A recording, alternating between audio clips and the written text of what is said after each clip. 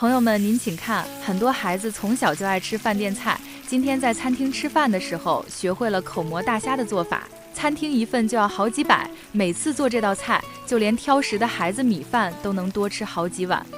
首先把2毛1斤的口蘑切成厚片，黄瓜也切成小块，日本豆腐先切1刀，然后就很容易挤出来，再切成小段，另起锅倒入口蘑，稍微翻炒出蘑菇的汁，倒入切好的日本豆腐和提前包好的虾仁。这道菜好吃入味的灵魂就是这个粤菜大厨精心熬制好的金浓汤，配料很干净。不管是大人小孩都可以放心吃，过年用它做佛跳墙和炖鱼刺都非常好吃。它能让普通的食材变得高级又美味。加半碗清水稀释一下，扣盖中小火焖煮3分钟，然后加入黄瓜块，再炖2分钟，最后淋上水淀粉勾芡，用勺子背面推均匀就可以出锅了。这样做的口蘑大虾营养丰富，比大鱼大肉还好吃。喜欢你也收藏在年夜饭上露一手吧。